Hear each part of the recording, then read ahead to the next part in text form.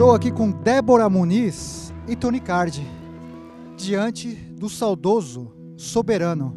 Eu estou num momento aqui num local tão estratégico que aqui no fundo era o Soberano, onde se encontravam todo mundo por bate-papo, para conhecer pessoas, os que estavam chegando, nosso ponto de partida, né? E em frente, gente, é muito louco, é um prédio de apenas 3 andares. Mas ali primeiro era Tony Vieira, onde é esse bar aí agora, o Prato Feito, era Tony Vieira, com aquela portinha de faroeste e tudo.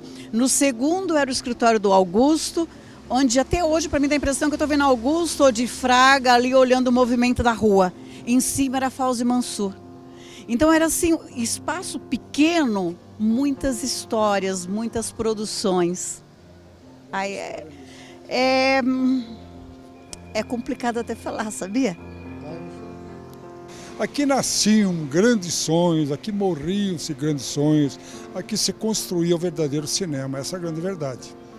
Aqui, inclusive, eu tenho grandes passagens com diretores, que aqui, por exemplo, nasceu vários convites dos filmes que eu participei, como Luiz Sérgio Persson, Anselmo Duarte, esse pessoal todo, o Candeias, Oswaldo Candeias, foi tudo aqui que nasceu, meu irmão. Isso aqui é o berço do cinema paulista.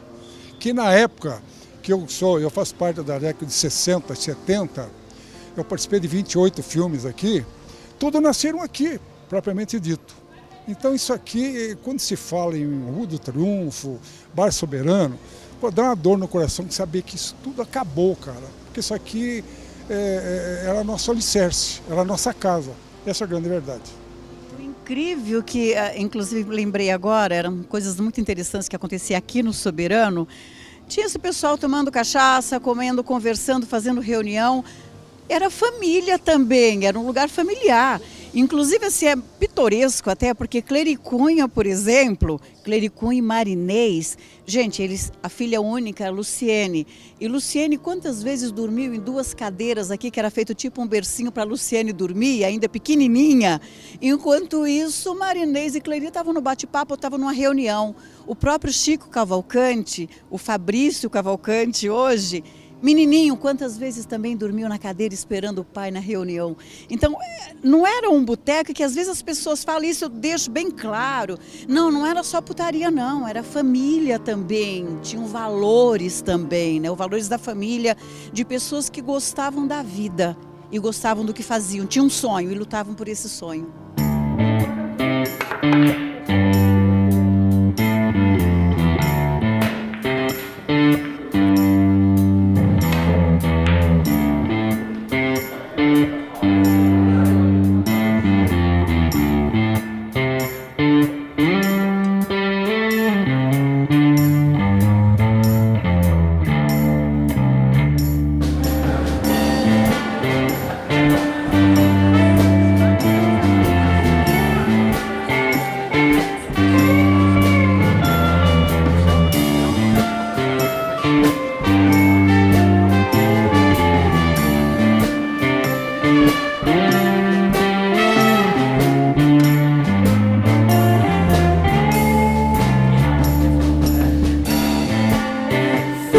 Blood on the ceiling, over easy eyes,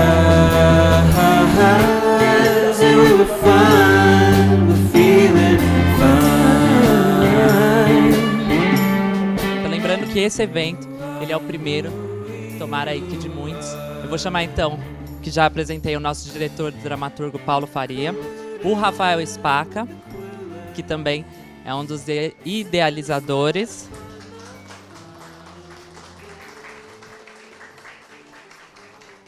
E ela também, que é uma musa aí da boca, Noeli Pini.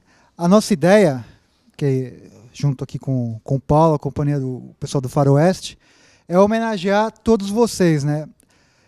Salvaguardar essa memória que dela fazemos parte, né? A produção aqui na Boca é vasta e precisa ser preservada, precisa ser salvaguardada e difundida para as gerações vindouras, né?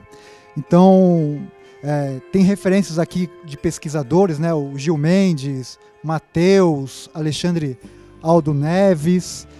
Mas a nossa ideia era fazer um projeto que oportunizar as pessoas, ao público de maneira geral, o acesso mais rápido e correto do que foi a Rua do Triunfo ao longo desses anos todos. O Paulo abraçou essa ideia e hoje a gente está aqui para lançar esse projeto. A gente acredita muito na construção coletiva, então da contribuição de vocês, do que a gente pode fazer para tornar esse sonho uma realidade. A nossa ideia, a priori, é tombar a Rua do Triunfo como um patrimônio histórico, né? Incentivar outras companhias de teatro, produtoras, voltar a ocupar a Rua do Triunfo, criação da Calçada da Fama, que é um anseio quase que geral das pessoas que aqui trabalharam, e também o Centro de Memória da Boca, para recuperar e preservar cartaz, equipamento antigo, os filmes, todas as teses, monografias que foram feitas para falar dessa história. E ser um local, também um cineclube para exibir esses filmes, e ser um local de encontro, né? Porque a nossa grande ideia é essa, é homenagear a todos vocês que construíram uma história fabulosa da nossa identidade audiovisual. Eu faço parte desse projeto, mas assim, tudo que está relacionado à Boca de Cinema, a essa memória desse movimento que a gente teve, é até emocionante para mim. E a gente sempre vê como uma ideia louca, né? Uma ideia louca porque durante todos esses anos as pessoas podem pensar, mas por que isso nunca deu certo, né? Não é possível que ninguém teve essa ideia, né, de preservar a memória. A gente sabe que o Brasil é um país que não se liga muito nessas coisas, né? Eu morei muitos anos fora do Brasil e eu comentei, quando eu cheguei, vim pela primeira vez ver essa região, por saudade mesmo, né, daqueles nossos tempos. E eu posso dizer para vocês que eu chorei de tristeza. Porque a gente podia ter cuidado disso, a gente podia ter feito algo, né? Sei lá, as pessoas que ficaram, né? Ir atrás das autoridades, porque tudo pode parecer uma ideia louca, mas as ideias loucas, elas deixam de ser quando elas se tornam realidade, né? Quando a gente começa um projeto e fala, mas vocês vão conseguir isso? Isso é muito difícil, quem vai fazer caso de vocês, né? Para restaurar esse centro de memória da Boca de Cinema.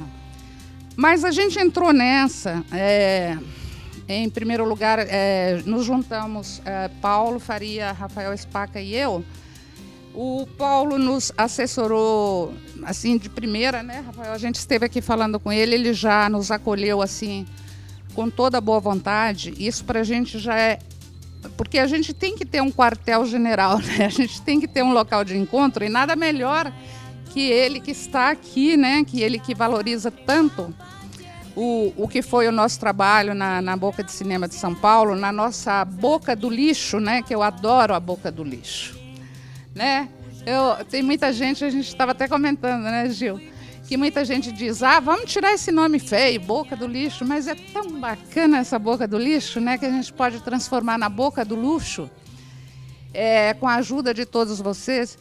Mas a gente está aqui representando todos vocês e não querendo nos tornarmos autores desse projeto. Não é isso, Rafael? Não é isso, Paulo?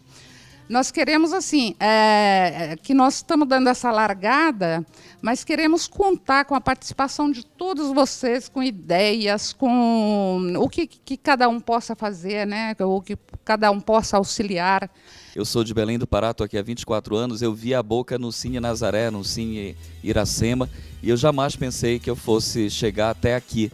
Então eu tenho um orgulho muito grande de poder, de alguma forma, estar próximo à tradição da Boca, a dar esse abraço no sentido de agregar e de aproveitar o momento político em que a companhia está aqui nessa região para que de fato se veja, porque não tem projeto para a rua, não se fala de cinema, mas é um período e uma história invisível. Então é uma honra muito grande a gente poder abrir as portas para aprender com todos vocês como é que se faz cinema, como é que se produz cinema. Então eu imagino que todos aqui tenham muito a falar e a colaborar, quem sabe a gente criar oficinas, trocas, tentar juntar com jovens cineastas, os cineastas da Boca, né, que possam trocar. Enfim, a ideia é criar um projeto muito grande. Então hoje a gente tem um endereço, é aqui na esquina, se eu não me engano é o número 4, a salinha nossa lá, o ateliê, que todos depois vamos conhecer lá.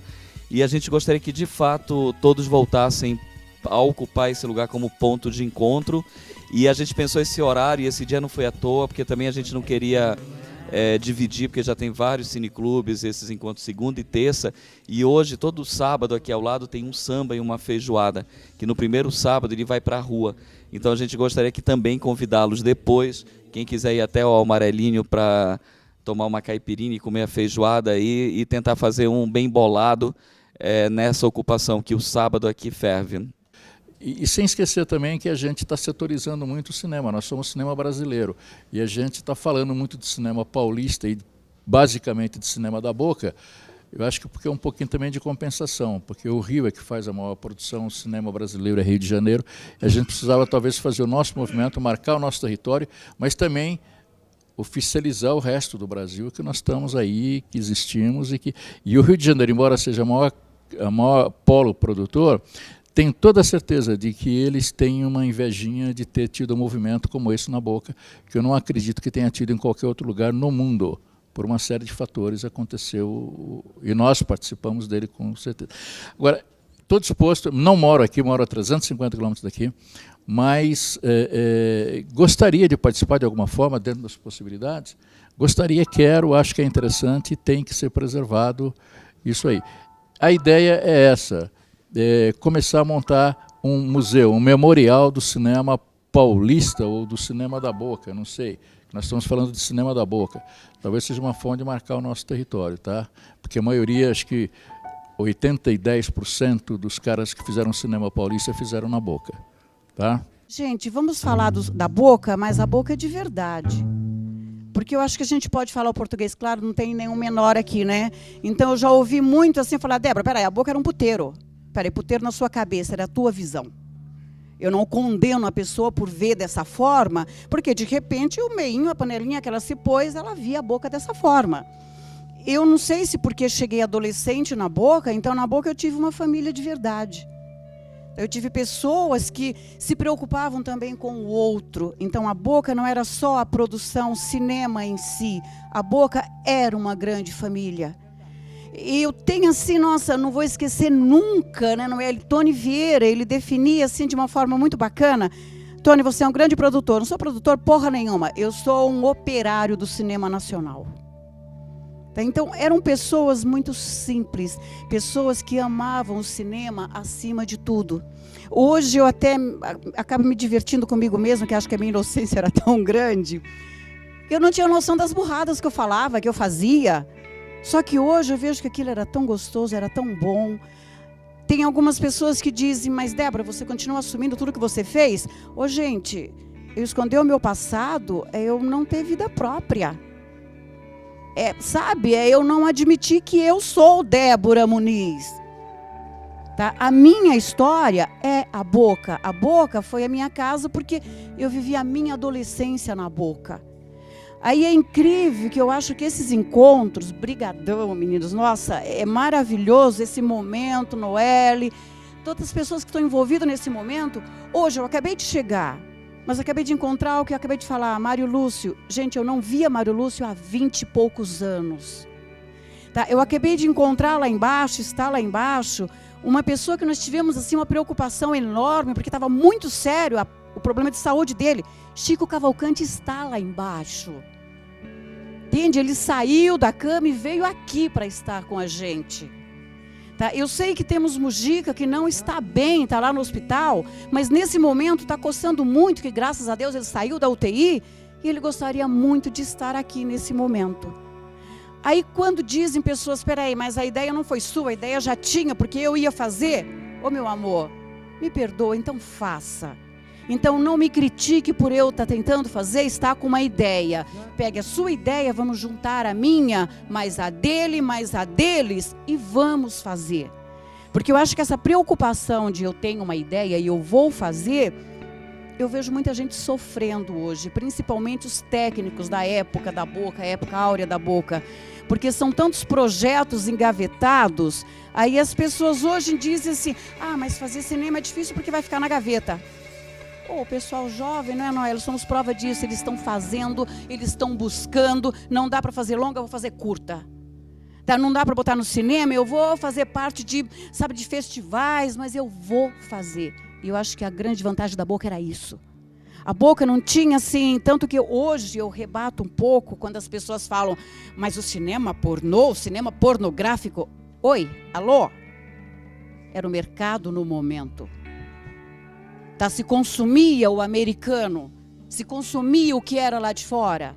Chegou coisas eróticas aqui, tá? Chegou o Império do Sentido, e de repente esses produtores que estavam aqui, eles não tinham como vender o produto dele, a nossa pornô chanchada, que hoje a gente vê que era tão inocente, e já era tido como, nossa, fim de mundo.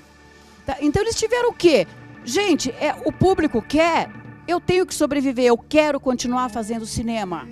E foram produzir, sim. Fizeram sexo explícito, sim. A única coisa que eu sinto muito, que me magoou bastante, porque existia um produtor, um Augusto de Cervantes, que tinha uma preocupação com a produção. Exemplos, tá? Que não vou... Acabei citando, não deveria citar nomes. Tá? Mas existiam diretores, Odifraga, um cara que, nossa, eu amo Odifraga e vou continuar amando sempre. Tá? Jean Garret e tantos outros, próprio Chico Cavalcante, Mujica, que dirigiram o cinema pornô, porque era o que o mercado queria, mas ninguém amava fazer pornografia, não, gente. Ninguém era apaixonado e queria botar casal trepando lá na tela, não. A gente queria fazer cinema. Então, naquele momento, a única forma de continuar fazendo cinema era aderindo. Tá? E essas pessoas fizeram. Pena que chegaram alguns depois e acharam que era muito fácil fazer e fizeram as porcaria que aí acabou com o cinema e a falência veio. Tá? Mas não vamos, hoje eu fico triste quando eu vejo as pessoas responsabilizarem grandes diretores, grandes produtores. Ah, mas foi o pornô, isso não é cinema. Na época eu estava no SATED, foi assim uma coisa maluca que foi na época com Lélia Abramo até. E estava aquela confusão de sindicato, que você já sabe como que é a forma de trabalhar, porque tem que pagar isso, tem que pagar aquilo. Falei, peraí, para a gente conseguir resolver o que tem que pagar, quem tem direito do quê, vamos reunir os produtores? Vamos chamar os produtores aqui até o SATED? Eu era diretora no departamento de cinema, né? E vamos ver o que eles têm a falar. Aí alguém, que eu nem vou citar nome grande, falou assim, mas espera aí, eles estão fazendo cinema explícito. Explícito cinema é explícito, gente. O que é sexo explícito? Ah, tá bom. Isso não é cinema. Hã? Como é que é? Vocês estão falando em salário, vocês estão falando em direitos trabalhistas, etc. e tal. Essas pessoas hoje, todas estão fazendo, aderiram, porque é o mercado no momento. Então, se não é cinema, vamos parar tudo e vamos deixar de existir. Porque até no caso, na época, existia só a Vila Madalena, que fariam, vamos dizer, o quê? 4 filmes por ano? A Boca fazia 20. Entende? Uma pessoa que eu admirei, nossa, continuo admirando, Massaíne. Ele continuou aqui na Boca. Que eu acho que é um grande orgulho. Então, quando fala-se na Boca, não foram alguns produtores. É o que eu continuo falando. Era uma indústria, não era, Noelle? E que a gente, nossa, eu tenho assim um orgulho enorme, gente, em falar, em assumir, falar, olha, gente, a minha adolescência foi na Boca, fiz cinema da Boca, e que pena que o jovem hoje, as pessoas que querem fazer cinema, as pessoas que amam a arte, não têm a Boca. Tá? Porque a Boca era a grande universidade. Era a universidade onde você aprendia de tudo. Outro ator da Boca, o que era maravilhoso. Não vai pensar que a gente chegava já indo para frente das câmeras, não, né, Noelle? A gente chegava lá por trás primeiro. Quando a gente ia para frente da câmera, você tinha passado todo um processo de saber o que era continuista, o que era uma lente. A gente ia para uma viola, montar. Então, era amor mesmo. Aí, por isso que eu falo, explícito ou não, é cinema, foi o cinema da Boca. Pena que tem algumas diferenças no caminho de coisas que foram feitas que não valeram a pena, mas problema de quem fez. tenho nada a ver com isso. Amo o que fiz e não me arrependo de nada. E eu acho que a gente deve dar as mãos e não vamos deixar essa história morrer, gente. E, sabe, é muito sério, não vamos. Esse é o prédio que a gente está pleiteando que a prefeitura ou o governo do estado compre esse prédio ou um patrocinador. Ele está numa eterna reforma e para que a gente transforme, ele já tem até uma boca ali, que possa entrar ali, boca do lixo, e que aqui seja todo o acervo com cineclube, com café, enfim. Então hoje, simbolicamente, a gente vai estourar essa garrafa de champanhe e vamos lavar a rua, então, com champanhe.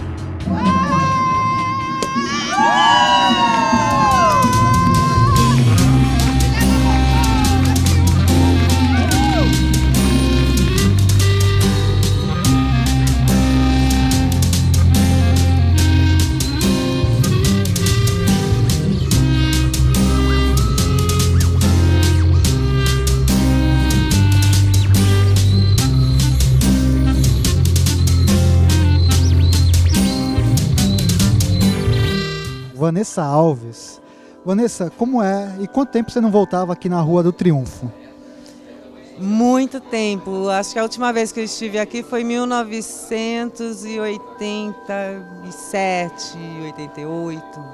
Então faz muito tempo. E dá uma emoção, né? A gente retorna e mas está tão diferente. Cadê aquela agitação toda, aquele povo, aquela loucura, né, de filme e tal. Eu, quando comecei a fazer cinema em 1980, era totalmente diferente. Eu lembro que eu pegava o metrô, descia na Estação da Luz, descia, estava escuro ainda, sei lá, 6 horas da manhã, para encontrar as pessoas da produção e tal.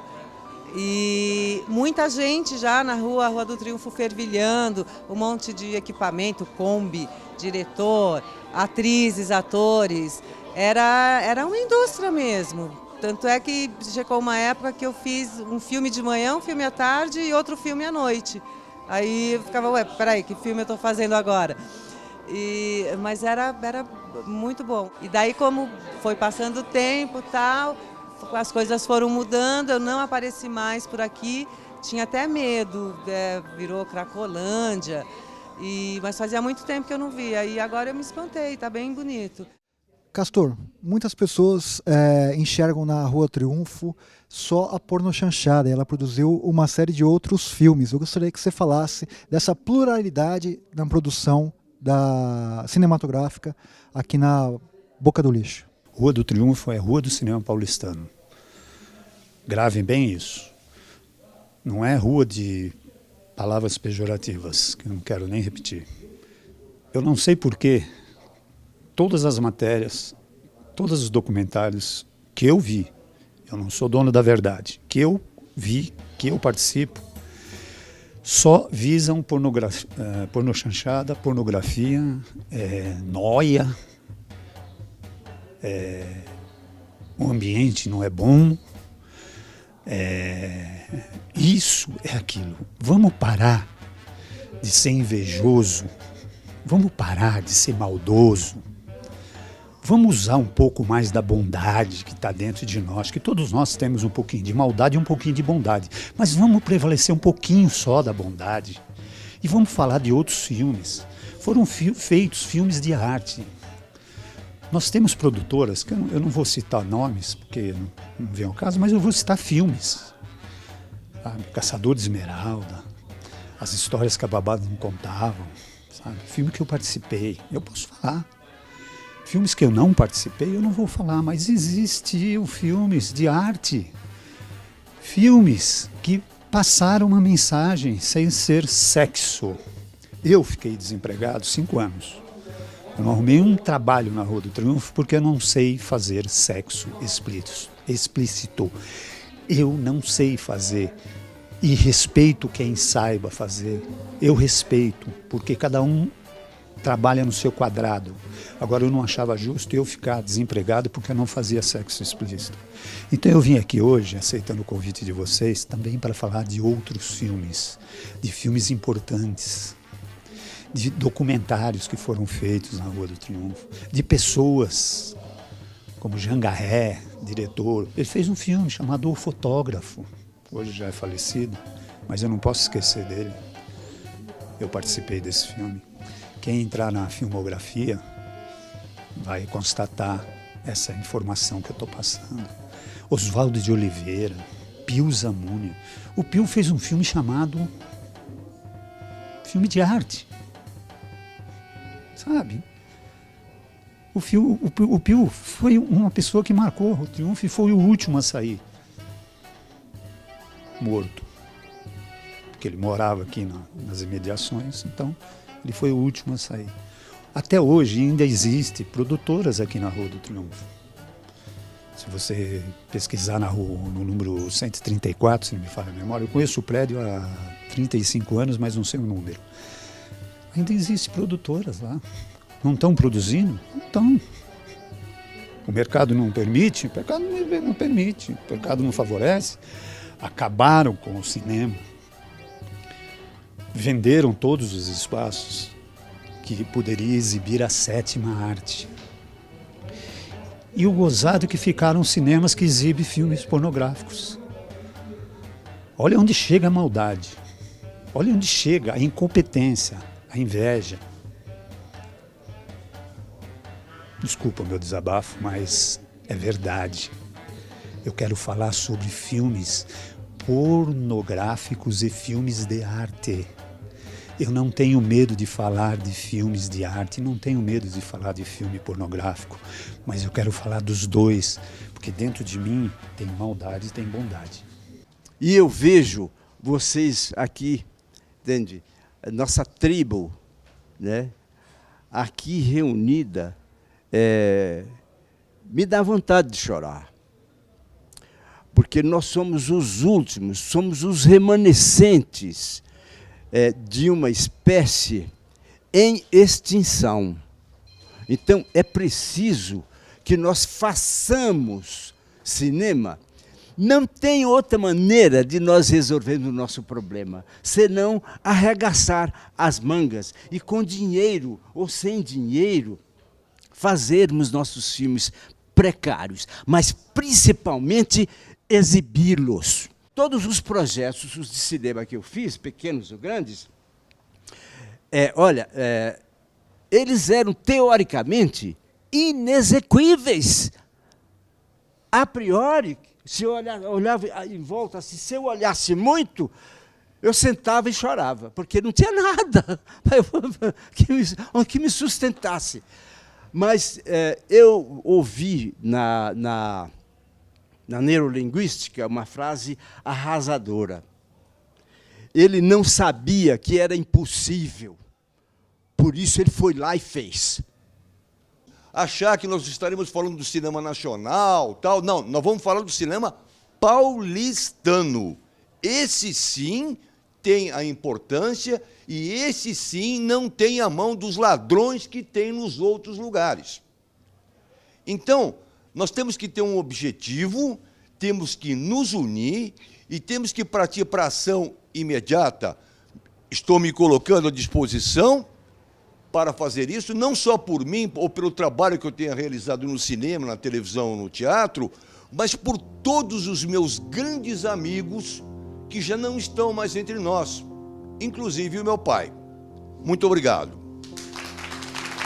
Aqui ao meu lado, o professor, pesquisador e escritor Alexandre Aldo Neves. E ele vai falar para a gente o que foi ou o que é a Rua do Triunfo. Bem, a Boca do Lixo foi um importante, inicialmente, centro distribuidor de filmes. Estavam instaladas aqui na década de 30, na década de 40, importantes distribuidoras dos Estados Unidos, como a MGM, a Universal, entre outras, né? E foi a partir da década de 60 que alguns produtores nacionais começaram a se instalar na região. E deixou, então, de ser tão somente um polo distribuidor, mas também um centro produtor de filmes. Por que eles se localizaram aqui? Na década de 30, na década de 40, o principal meio de transporte que ligava a capital, né, de São Paulo, com o interior, era o transporte ferroviário. Então, a proximidade com as companhias, né, a CIA Sorocabana de Estradas de Ferro, a Estrada de Ferro Santos Jundiaí, né, que é aqui na Estação da Luz e, né, na estação Júlio Prestes, isso facilitava a distribuição, né, de filmes para o interior do país. Então, foi por isso que esse polo aqui, essa região, atraiu, né, distribuidoras e, na sequência, produtores. A Boca do Lixo ela é importante por isso, por ter sido um grande polo produtor, distribuidor de cinema no Brasil e que, de fato, consolidou uma indústria cinematográfica, um ciclo de produção, né, sem intervalos, com diferentes gêneros, né, algo bem diferente do que muitos pensam. Às vezes rotulam a região como algo que só produziu filmes com conteúdo erótico, mas é muito além disso. Aqui se produziu filmes de faroeste, bang bang, filmes policiais, de suspense, de terror, enfim, todos os gêneros da cinematografia. Gil Mendes, uma das referências também em pesquisa a respeito da Boca do Lixo. Gil, o que você acha desse movimento? Você acha que falta mesmo a preservar essa memória? Você, como pesquisador, tem dificuldade de encontrar material para sua pesquisa? Como que é? Eu acho que é um movimento muito válido, muito importante, porque infelizmente o Brasil não tem uma memória dos seus artistas, de qualquer tipo de trabalho no nosso país, como nos Estados Unidos acontece, você recupera material da década de 20, 30. E eu acho uma iniciativa muito louvável, que valoriza muito o trabalho desse pessoal que muitos jovens não conhecem. E eu só lamento que o Rodrigo Montana, que é um cara que há poucos anos atrás morava aqui, ele tinha um sonho de ver um projeto como esse realizado. Ele, na verdade, tinha uma proposta mais ou menos parecida, só que ele tentava levar adiante com uma visão meio utópica, tal, e é um cara que, se estivesse vivo, ele certamente ficaria muito contente. Paulo Faria, diretor da Companhia do Faroeste, que, além de ter a sede aqui, nesse cenário que vocês estão vendo, realiza espetáculos teatrais e uma série de ações aqui na região da Luz. Ele vai falar um pouco desse trabalho e da história da companhia. Bom, a companhia Pessoal do Faroeste está aqui na região há 14 anos e há 3 anos aqui na Rua do Triunfo. E a gente desenvolve uma pesquisa sobre a região. Primeiro a gente fez uma trilogia durante 8 anos, de 2002 a 2009, que gerou 3 peças, 3 documentários sobre a eugenia, e isso passava do outro lado, na Cleveland. E quando a gente veio para cá, a gente veio com a pesquisa sobre o cinema da Boca. A gente realizou o Cine Camaleão, que era um estudo sobre a Boca do Lixo, em 78, e depois a gente fez um faroeste, que foi O Homem Não Entra, sobre a expulsão das prostitutas do Bom Retiro para cá, para essa região, para o quadrilátero do pecado.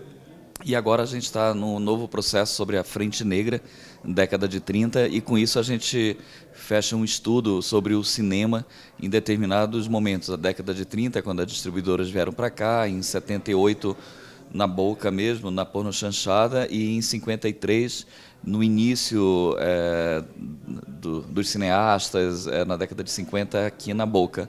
E a partir daí a gente tem sediado várias ações, seja com oficinas, com uma parceria com a Secretaria de Cultura no Braços Abertos, lá no fluxo de usuários de crack aqui, como com as prostitutas, que era o tema do Faroeste, O Homem Não Entra, e que também a gente formou uma parceria com a DASPU, o Movimento da Vida, da Gabriela Leite.